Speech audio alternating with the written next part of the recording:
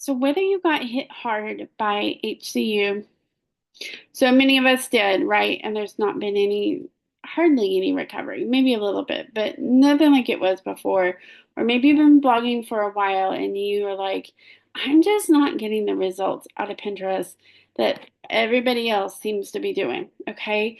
We're going to dive into Pinterest. Okay. What are some simple ways to use Pinterest um, to get more blog ad revenue? And let me tell you, when I do strategy sessions with bloggers, when I look at their ad network, and they're so kind to let me do that, even on my own, like the highest RPMs come from Pinterest. And here's the great thing, you don't need to be doing 10 to 20 pins per day. Okay, can you do three? Like three is kind of a magic number if you have 90 or more blog posts. It's that simple.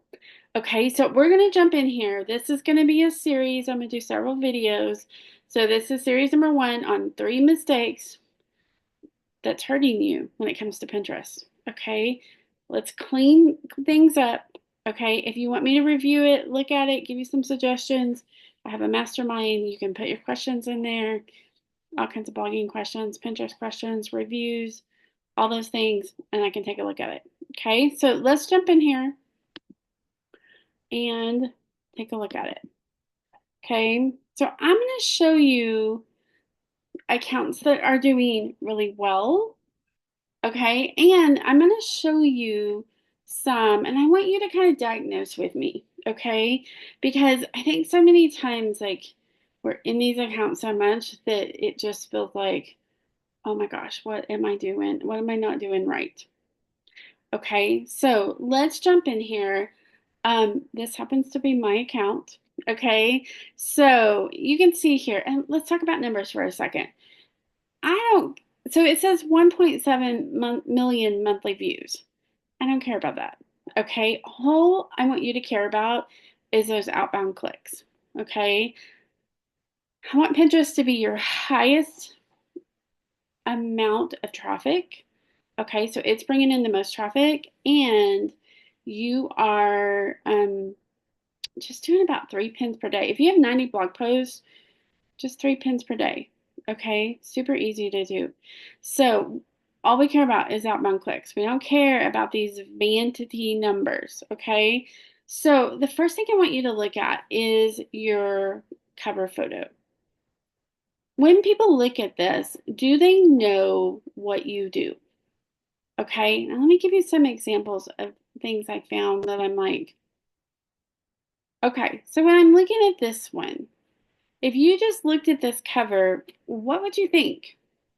Maybe a travel blogger, maybe Asia or something like that. It doesn't tell me what this is about. It could also be fashion. Okay, like we're not looking at the name of it yet. Okay, I just want you to look at your cover photo. Are you telling them what you do? Okay, let me give you another example. Here's like a strange food. um, does that tell me, like, if I just looked at this on Pinterest, I'd be like, I have no idea what this person does. Okay, so I want you to go into your Pinterest, and you can use one photo, you can use 3 photos. Okay, you can also, like, if you see on mine, I just put some keywords there and I use 6 photos. Okay, it doesn't have to be, there's another one, quilt patterns, sewing patterns. That tells me exactly what I'm going to get when I'm on this profile. Okay, and that part of this, it gives Pinterest, because I really do believe they can read the photos. So it gives them an idea of who you are and what you do. Okay, but if you're a travel blogger, then narrow it down a little bit. Okay, like put your best photos, what kind of travel, niche down just a little bit. Okay, so that's the first mistake. I see all kinds of crazy, is that fashion? Is that travel? I don't know. Okay, what the heck is this? I don't know. Okay, so first thing is we need to clean up that cover. We need to be really specific. Okay, number two, I want you to look at your name of your Pinterest. Okay, biggest mistake I see is people will put the name of their blog, they'll put their name. Okay, it's not. Now, if your blog is named Fun Crochet Patterns, that's fine. Okay, because that tells Pinterest who you are. Okay, but if you're looking at like this one, we've got monochrona.com. We don't need your website in there. They honestly don't care the name of your website. Your website should be on every single pin and it should lead to it. Okay, you don't need to put it in the title. She's got luxury travel blog. Let's talk about using the word blog. Okay, I've asked a ton of people that are not bloggers, like, do you know that that's a blog? No, it's a website. I go to that food website to find a recipe. I go to that travel website to find, travel help. They're not calling it a blog. That's a name that we use. It's not a name that the outside public uses. Okay, so take the word blog off. A better one here would be something like luxury travel tips, luxury travel, whatever that is. Okay, so we've got this one here, chewable structures. I have no idea what that means.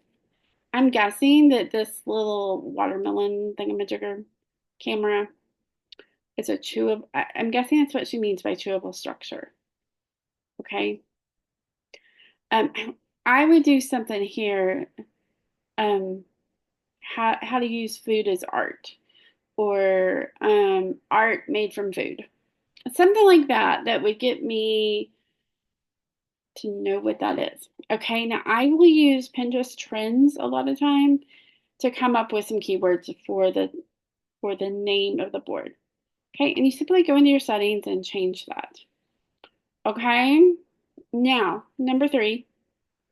Okay, I'm actually going to throw in a bonus at the end too, is the description. So you can see here it cuts it off, right?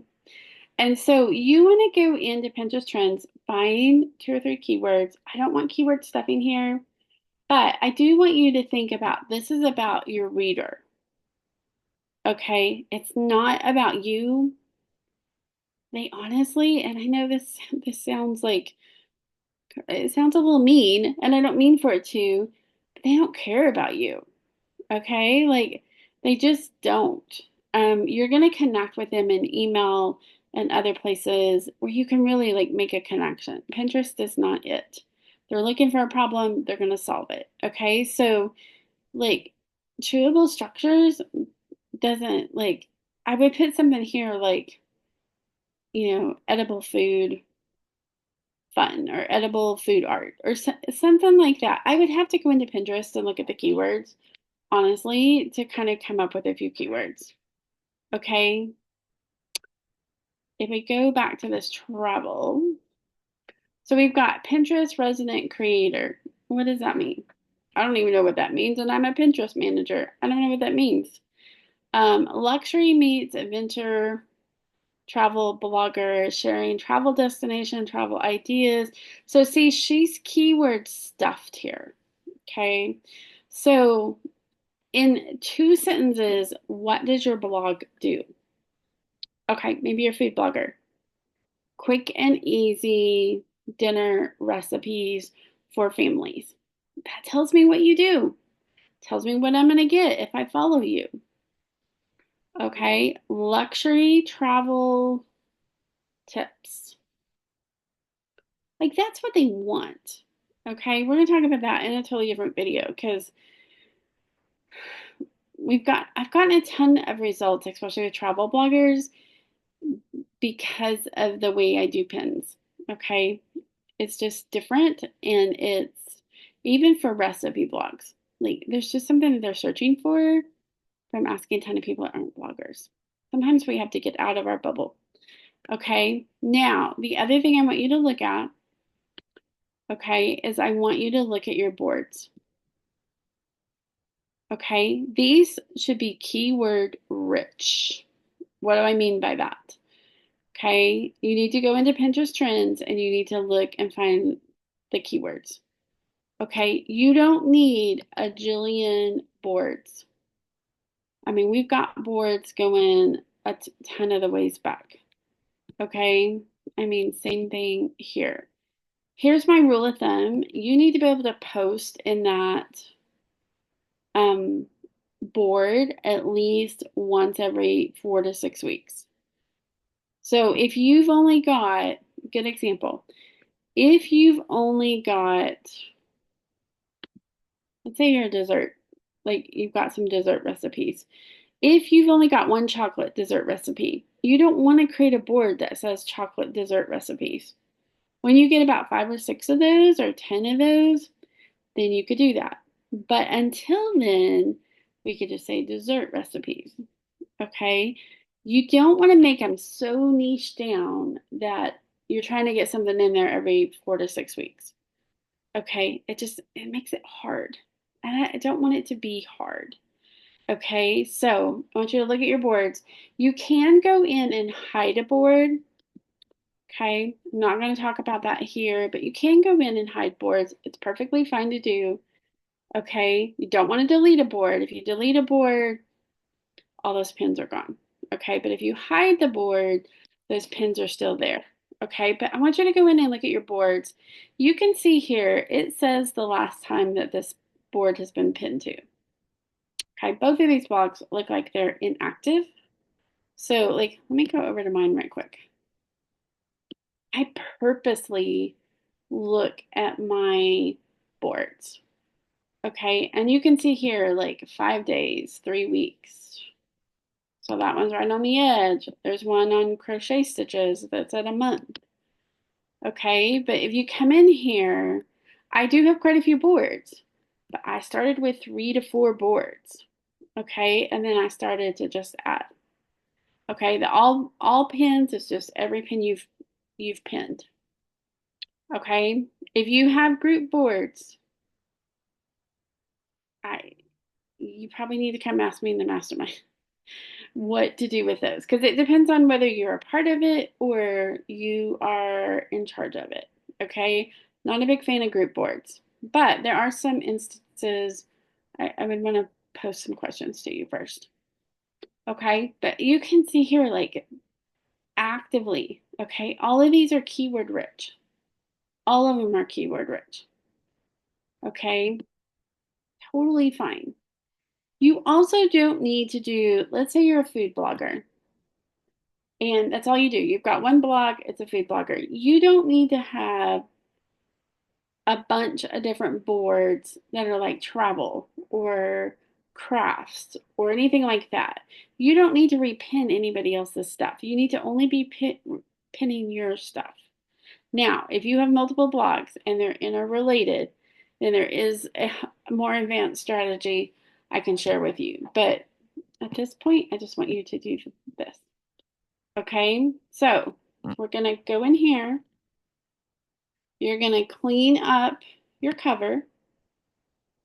Okay, you're going to clean up maybe the name of your Pinterest account. Probably going to clean up the description. I've got to really find somebody we haven't cleaned it up. And then I want you to take a hard look at your boards. Are there boards that you need to hide? Are there boards that you need to be more conscious of putting blog post in there? Okay, and I'm happy to give some advice. I'm happy to take a quick look at your Pinterest. That's what I do in my mastermind. Okay, the next video, we're going to talk about pins. Okay, there's so much stuff out there. Oh my goodness. Um, I'm in so many Facebook groups, and some days I just want to choke somebody. Just some of that of what people are talking about as far as pins. So we're going to talk about best practices, and we're going to talk about like low competition keywords. Okay, that is such a good way to get your pin to the front of the group. Okay, is those low competition keywords. Okay, we're going to dive into that. We're going to look at pins. We're going to look at all of that. Okay, so anyway, I want you to clean up your Pinterest account. Okay, because the goal really is you want the majority of your traffic coming from Pinterest because that will give you more income. I literally have a client that she lost all her Google traffic. I mean, all but maybe just a little bit. Like, like it's heartbreaking. She's making more right now because we increased her Pinterest traffic than she was from the Google. So it's an awesome way, and it doesn't have to take a lot of time or a lot of effort. So check out the next video where we're going to talk about Pinterest pins. Okay, we're going to dive into those, and you can be able to make some. Like, how many should you be doing? Should you be using something that creates the pins for you?